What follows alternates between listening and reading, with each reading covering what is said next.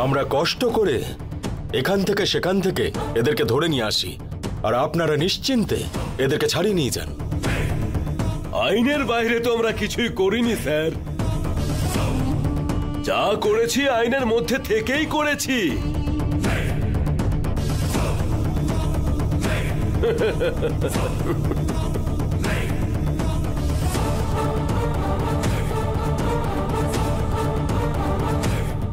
এনে সাইন কর এখানে। শোনো স্যার। এর যা জিনিস আছে একে দিয়ে দাও। ঠিক আছে স্যার। এই আয়।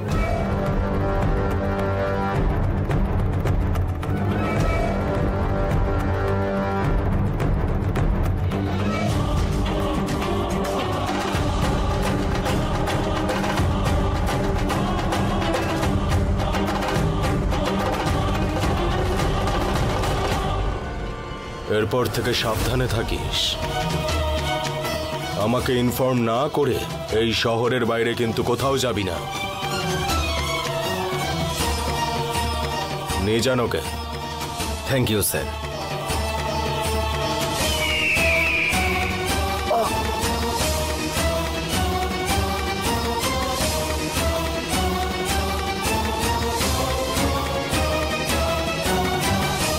আমি ক্যান্টিনে রয়েছি। হ্যাঁ, জান আসছে।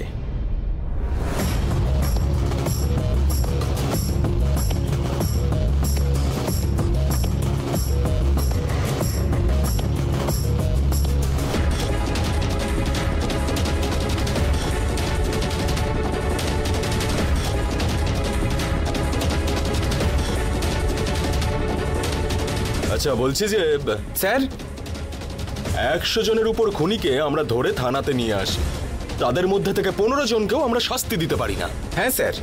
তাদের মধ্যে 85 জন ছাড়া পেয়ে যায়। না বলছি যে আগের দিনই খুন করতে হাতে নাতে আমরা ধরিও, পরের দিনে সেই বলে যে না স্যার এই খুনের সঙ্গে আমার কোনো সম্পর্কই নেই।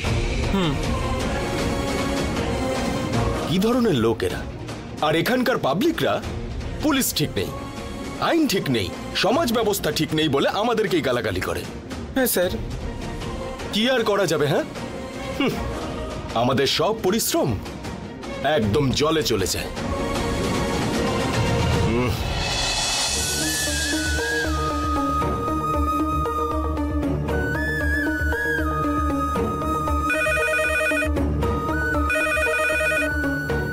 হ্যালো। নমস্কার ইন্সপেক্টর, আমি শিবানী কথা বলছি। হ্যাঁ নমস্কার ম্যাডাম, বলুন। আপনি কি সায়নকে ওই কেসটার জন্য অ্যারেস্ট করেছেন? ম্যাডাম, ওই খুনের সাথে সায়নের কোনো সম্পর্ক নেই ম্যাডাম।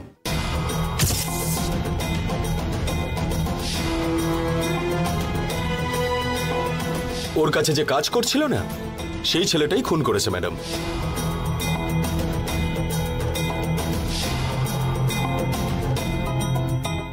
সায়ন না বলে থাকলে ওই কাজটা করবেই না।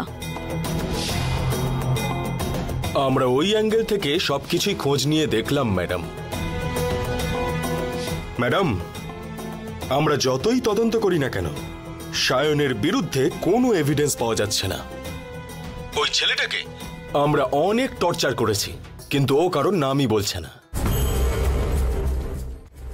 আর তাছাড়া ওই খুনটা নিজে করেছে সেটা চেঁচিয়ে চেঁচিয়ে বলছে। এখনো বেল পে কাস্টাডির বাইরে আছে ম্যাডাম।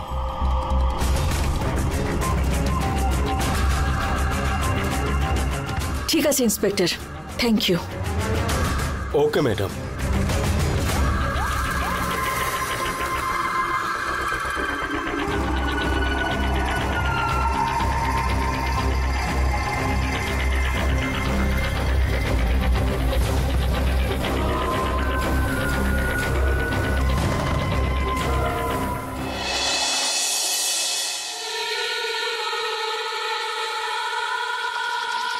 কোথায় আছিস রকি?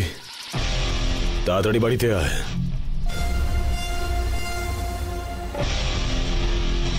কি সায়ন বাবু, এত টেনশন কিসের? আমার যে আর একটা ছেলে আছে না, ও একটা কেসে ফেসে গেছে, ওই জন্যই রকিকে থানায় পাঠিয়েছি। বারে গিয়ে কারোর সঙ্গে ঝামেলা করেছে নাকি? আরে না, বেচারা খুনের কেসে ফেসে গেছে। হ্যাঁ,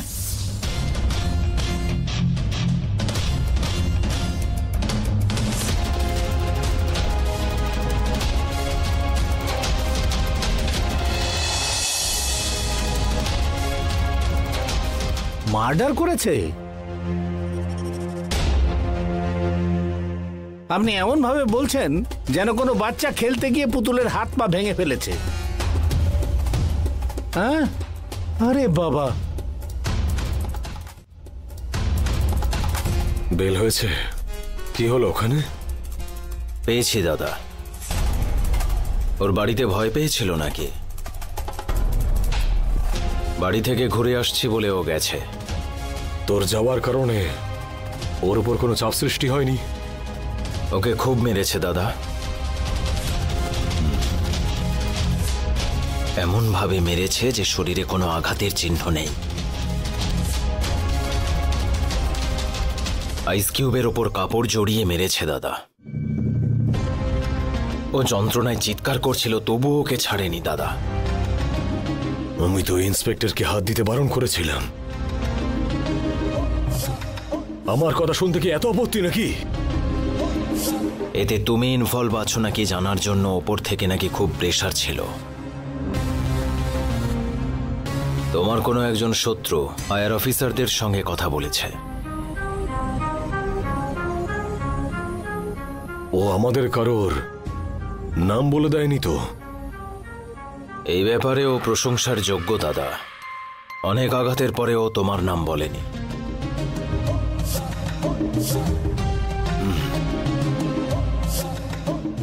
আমি একা করেছি, অন্য কেউ এতে ইনভলভ ছিল না বলেও একটা স্টেটমেন্ট দিয়েছে।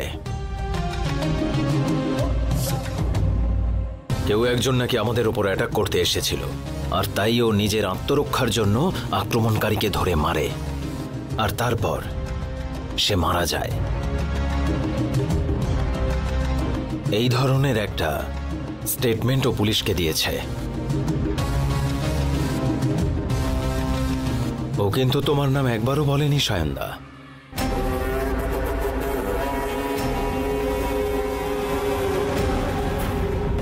পুলিশের কাছে এই মার্ডারের তো কোনো সাক্ষী নেই।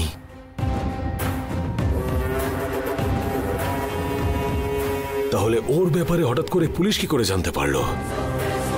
থানার একজন পুলিশ অফিসার আমার খুব পরিচিত, ওকেই আমি জিজ্ঞেস করলাম।